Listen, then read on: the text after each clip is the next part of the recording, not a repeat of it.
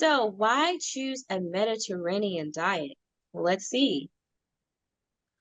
So according to the American Heart Association, it emphasizes vegetables, fruits, whole grains, beans, and some legumes. So once again, it emphasizes grains, which is carbs. It Yeah. also includes low fat or fat dairy products such as, and then also fish, poultry, and non-tropical vegetable oil. So I'm gonna go into the vegetable oils.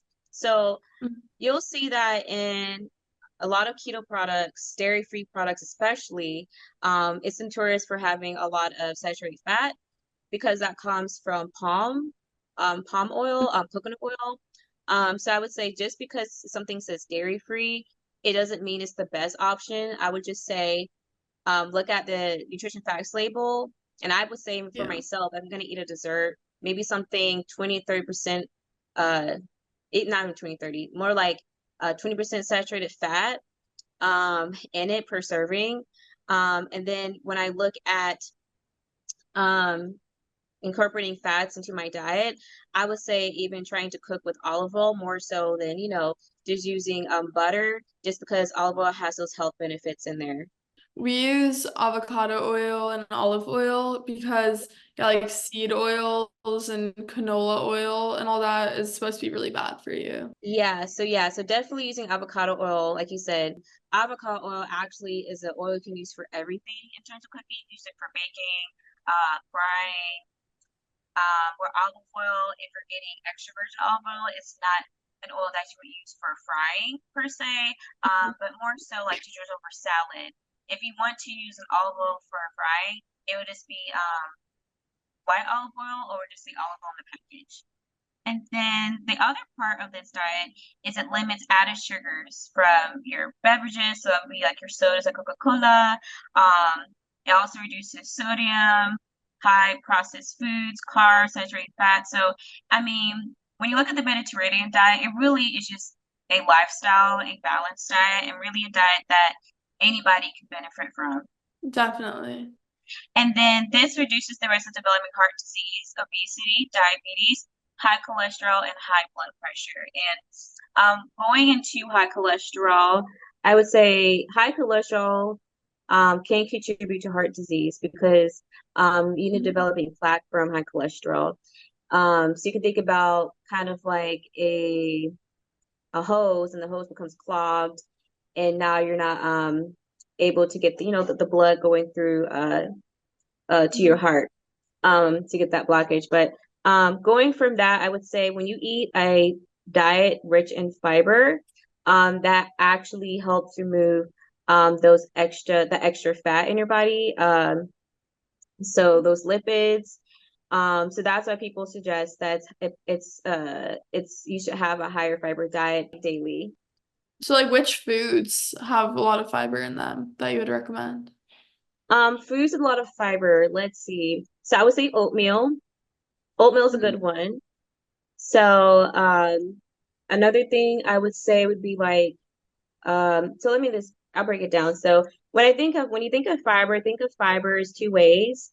You have soluble, insoluble. Just to make it simple, think of insoluble something with skin or something Mhm. with a covering. So something with skin would be like an apple, or something that's not highly processed would be insoluble, like well, it's both, but something like that.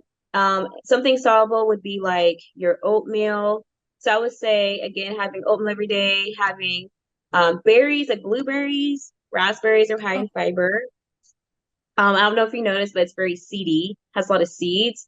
So oh something yeah. typically with a lot of seeds in it already, like berries, they're going to be higher in fiber. Mhm. Definitely beans. If you look at like black beans, lentils, typically high in fiber. So foods high in fiber typically be your grains, your beans, and then you look at your fruits, and then even your seeds. And so Mhm. that's like good for weight loss and like burning fat.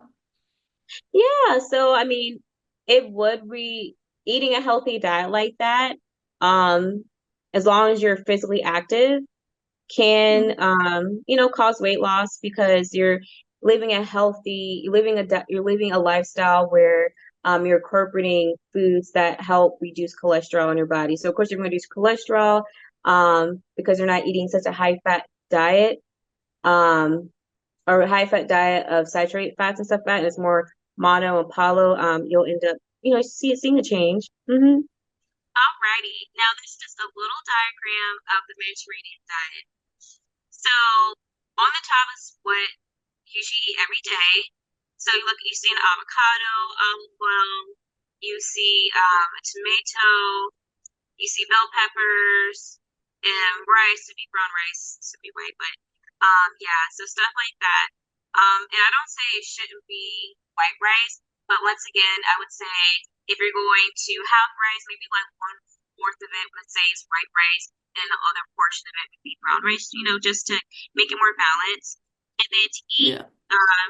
yes, and then you want to eat at least 3 servings of this a week. So that includes your fish. So let's think of salmon, let's think of cod, mackerel, things like that, tuna. And then you have your beans, your legumes, your nuts. So you can eat some traumas between your lunch.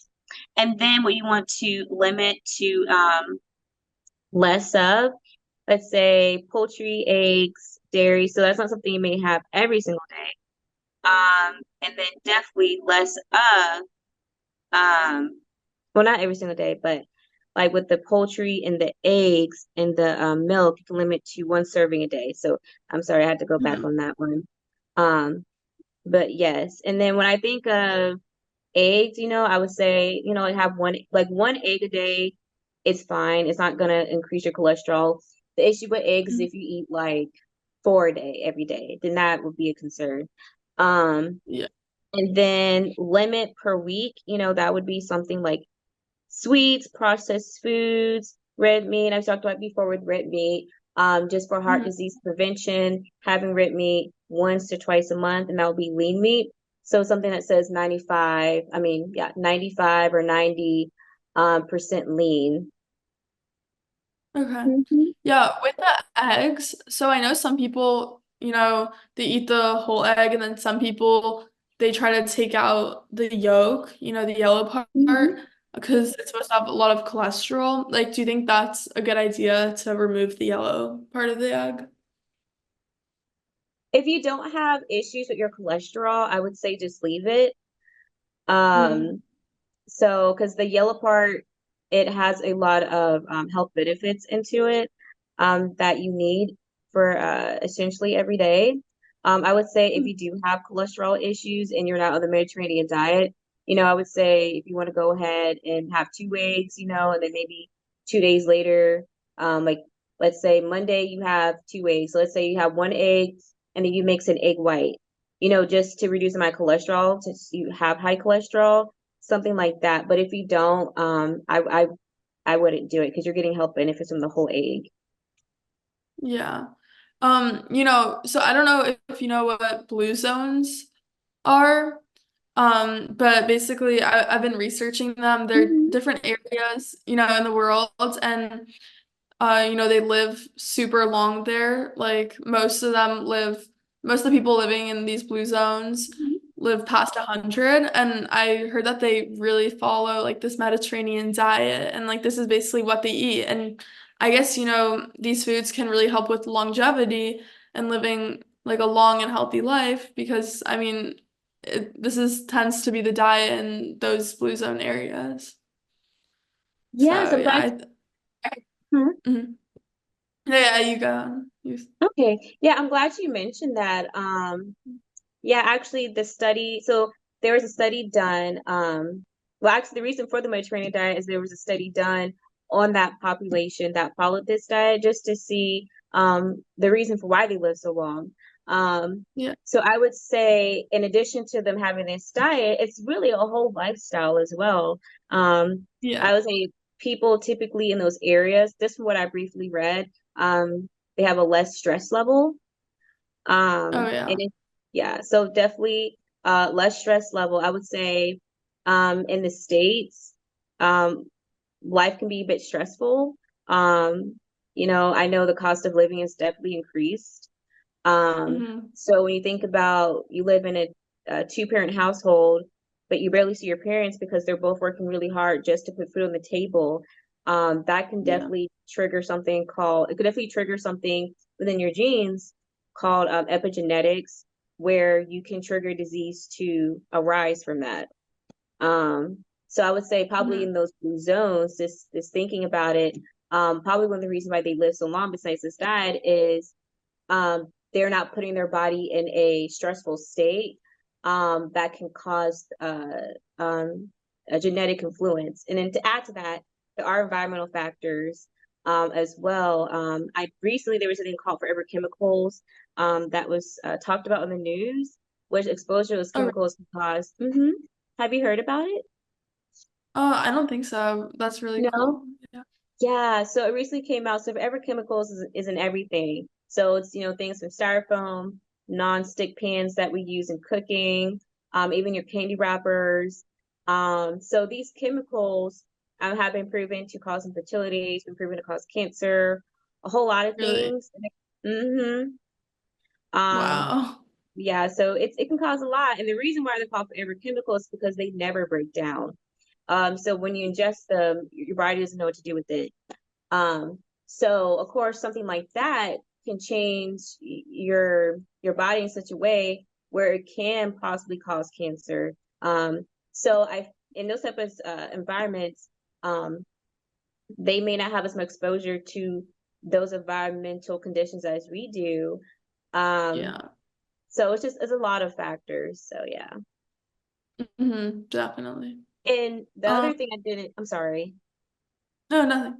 Okay, the other thing I didn't mention is when you look at um the culture in Japan, when you look at the culture in China and across Europe, you know, they some certain communities in those countries, they live a lot longer and they're very physically hmm active. Yeah. So I mean, when I went to Morocco, at Marco, particularly Marrakesh, there I had to walk everywhere. You don't get in a car, just say, okay, I want to go to Publix today. I want to go here, go there. Like to get your food, to get your clothes, you have to walk. I would say that definitely contributes to longevity, living longer. I would Yeah. say we're very sedentary, meaning that we don't move Mm. around too much. So of course that will lead to health conditions. Yeah, like I know one of the blue zones is in California, actually, in Loma Linda. They have a lot of hills there, and I know that they walk a ton there. They're constantly going up and down the hills.